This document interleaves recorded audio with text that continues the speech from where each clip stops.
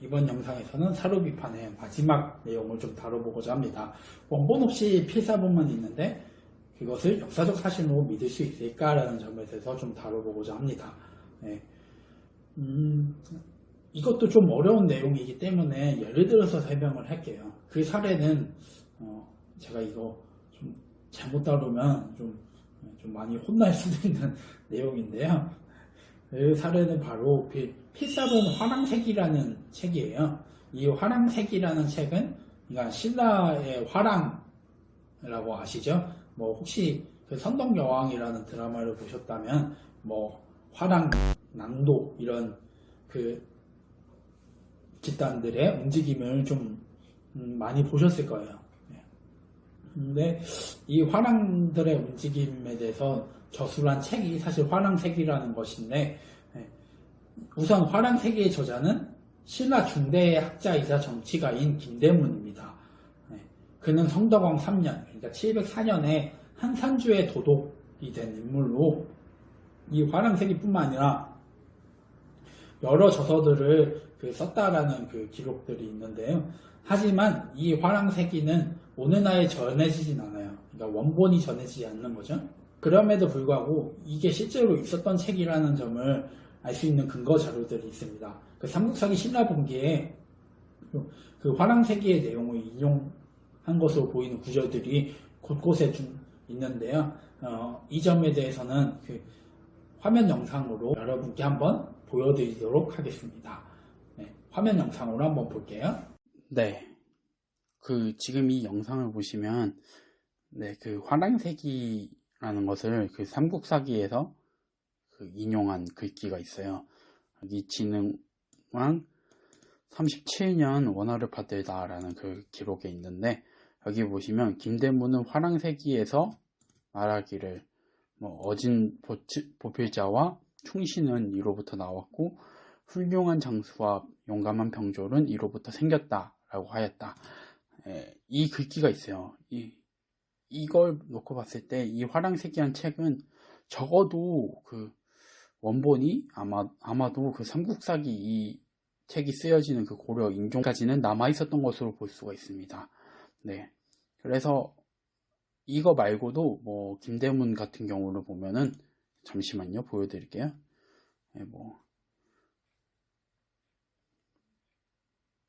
네, 여기 보면 김대문전이거든요. 열전에서 여기서 김대문이 고승전, 화랑세기, 악본, 한산기를 썼다고 해요. 근데 여기서 이 책 4개 모두 현재 전하지 않습니다. 고승전이라고 하면 이 고승이라는 단어가 어쨌든 불교에서 스님을 얘기하는 거라서 스님들에 대한 그런 전기를 남겨놓은 책인 것 같고요. 악본이라고 하면 이게 악이 음악학자니까 음악 관련된 그 내용인 것 같고, 또 한산기라고 하면 이 김대문, 이 한산기가 이 김대문이 이것보다 전의 기록을 보면은 이 성덕왕 3년, 그러니까 704년에 한산주의 도독이 되었다고 해요. 한산주 도독. 그래서 이 한산주 도독에 있을 때 아마 그 한산주에 대한 그런 내용들, 지리나 이런 것들을 좀 기록한 책이 아닐까라는 점을 좀 생각해 볼 수 있습니다. 김대문에 대한 기록은 되게 그 삼국사기 열전에서 소략해요. 신라의 귀한 가문의 자제였다라고만 나올 뿐 실제로 얘가 골품이 무엇인지도 잘 나와 있지 않습니다. 하지만 김씨라는 점을 놓고 봤을 때 아마 진골로 볼 수 있겠죠. 이 책은 박창화라는 인물이 필사한 책이라고 합니다.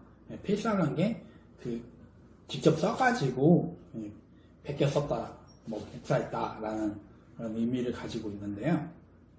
박창화라는 인물은 1889년에 태어나서 1962년에 돌아가신 분입니다. 이 책이 1989년쯤에 부산에서 발견된 이후에 우리 역사학계에서는 이 책을 과연 믿을 수 있냐, 한마디로 진짜냐 가짜냐라는 점을 놓고 논쟁을 벌였었는데요.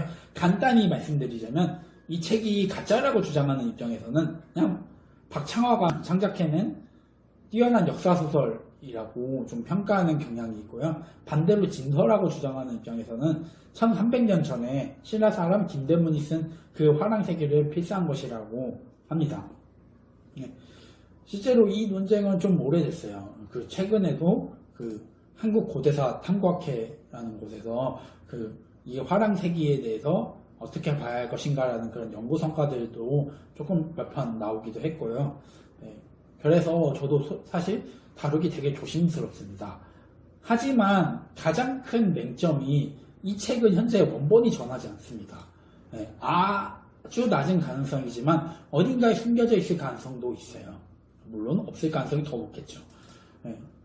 하지만 실제로 남아있는지 사라졌는지도 모르는 것을 그냥 가능성만 가지고 진서라고 설명하는 것은 좀 많이 위험해요. 쉬운 예를 들면 A라는 사람이 범죄를 저질렀는지 아닌지, 그러니까 피의자 신분일 때 그 여부를 판단할 때는 확실한 증인들도 필요하고 또 그것보다 더 확실한 물증이 필요하잖아요. 뭐 예를 들어서 요즘 시대 같은 경우는 CCTV라든지 아니면 뭐 음성 녹화 파일이라든지 뭐 카톡방 그 내용들이라든지 그런 점들이 있어야 이 사람의 범죄를 입증할 수 있잖아요. 근데 이런 내용들이 없이는 단순히 뭐 정황만 있다, 뭐 증인만 있고 증거는 없다라는 점에서 그 사람을 범죄자로 단정짓기에는 분명한 한계가 있잖아요. 이 경우도 마찬가지입니다. 정확한 증거, 그러니까 원본이 없어서 필사본이랑 대조를 해볼 수가 없는데 이 필사본을 진짜라고 주장할 수 있는 것 자체가 좀 어렵습니다.